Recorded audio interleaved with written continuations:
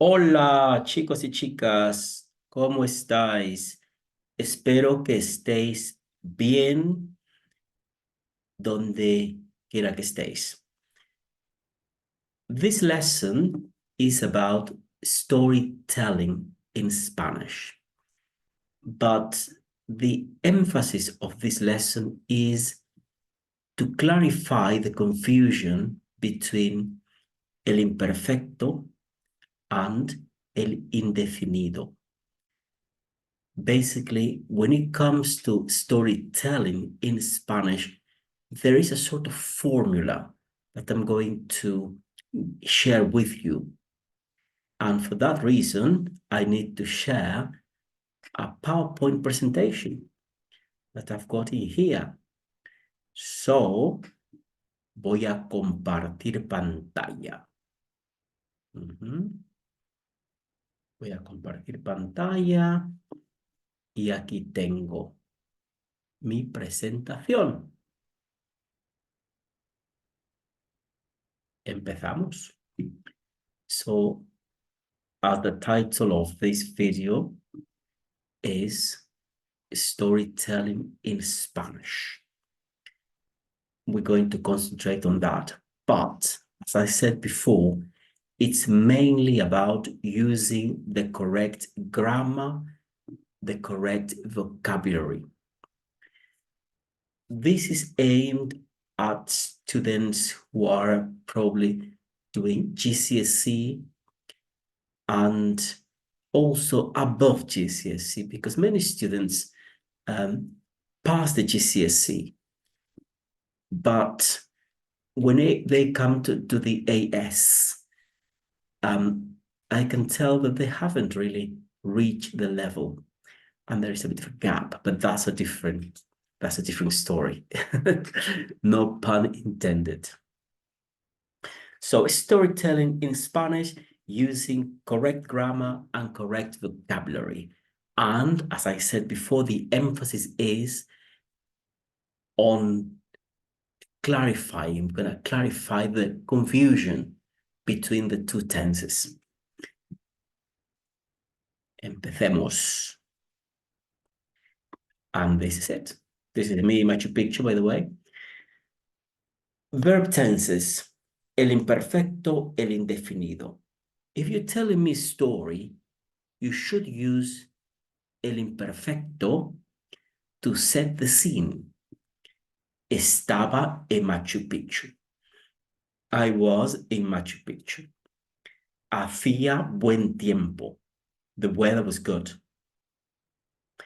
Caminaba por el paseo marítimo. I was walking along the promenade. So this is all setting the scene. I've got here actually, this is a very famous Spanish song called El Globo Rojo, the red balloon. And the first line of the song, because this song tells a story, is Era un niño muy bueno y solitario. He was a boy who was very good and lonely. Un amigo tenía nada más. He only had one friend. Iban juntos a todos los lugares. They used to go together everywhere, and so on. Okay, so this is el imperfecto to set the scene. And if you think about even Spanish fairy tales, there's stuff like that. Once upon a time, in English, había una vez. They all start like that. So if you're thinking about, as I say, the basics of storytelling, in Spanish in this case, set the scene with el imperfecto. And then something happens, or something happened. So whatever happened, that goes in indefinido. So look at the examples. Vi un oso de anteojos. I saw a spectacled bear. Compré un helado. I bought an ice cream. Una gaviota me arrebató mi bocadillo de tocino. I'm thinking about Blackpool this. A seagull snatched my bacon sandwich. So as I said, this is I must apologize if you are an advanced student and you're looking for more detail of style. That will be a video for the future. Because when I make these videos, I make them primarily for my students. So when I teach a class, because I still have many classes, private and groups, and when I see a gap, I can see in the students' faces something is not right. So I come home, like I've come tonight. This needed extra explanation. And even though the students in class were okay with it, I did my best to clarify and ask the questions. I was thinking about the ones who didn't come. And for those students who didn't come, you know who you are. This video is dedicated to you. And of course, as usual, if there is someone out there who can benefit from these, enhorabuena. And if you have any questions, please ask them in the comments section. So back to the story. Set the scene with el imperfecto. Similar to English, really. I was in Machu Picchu. The weather was good. Suddenly, a spectacle bear appeared, and I thought it was Paddington Bear. So, en español, estaba en Machu Picchu, hacía buen tiempo, de pronto vi un oso de anteojos y pensé que era el osito Paddington. So it's the same style. Let's continue. Use of vocabulary, again, we're working at a very basic level when it comes to storytelling, but we must start basic.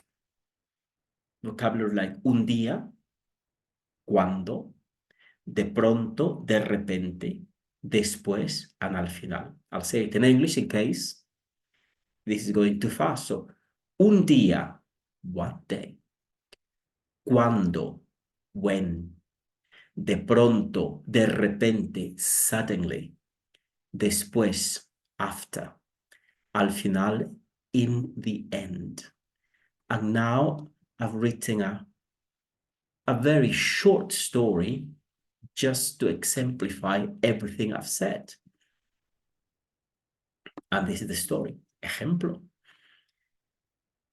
Era una mañana de enero. Yo estaba en Machu Picchu. Hacía buen tiempo. El cielo estaba despejado. De pronto, el cielo se nubló y empezó a llover. El guía me dijo que era solo un chubasco. Después de 5 minutos, la lluvia paró. Now I'm going to translate it and explain. There is a separation here. Before de pronto, everything is indefinido. Before de pronto, everything is in imperfecto, set in the scene. After that is indefinido. Similar to English. So let's start. Era una mañana de enero.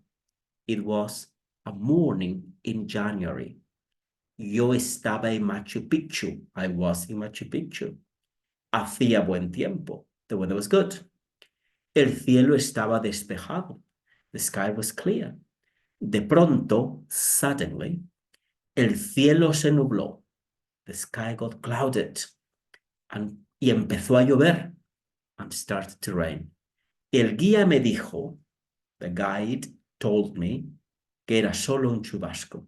It was just a shower. Después de 5 minutos, after 5 minutes, la lluvia paró. The rain stopped. Y eso es todo por ahora. Muy bien. Hay un pequeño error, pero lo corregí. It was a little mistake, but I corrected it because es tarde. Son las 11:40 de la noche. Y ha sido un día largo y estoy un poquito cansado. Así que, por favor, disculpadme, pero aún sé que esto os será útil. Un abrazo, nos vemos, adiós, adiós, adiós. Pero ahora, como siempre, voy a continuar hablando en español porque es lo que vosotros necesitáis. Y lo voy a decir otra vez. Esto es lo que vosotros necesitáis. Necesitáis escuchar a un hablante nativo hablando a velocidad normal y pronunciando la Z mejor, haciendo lo que los españoles llaman la diferenciación, ¿sí? Porque es más difícil. Entonces vamos a continuar.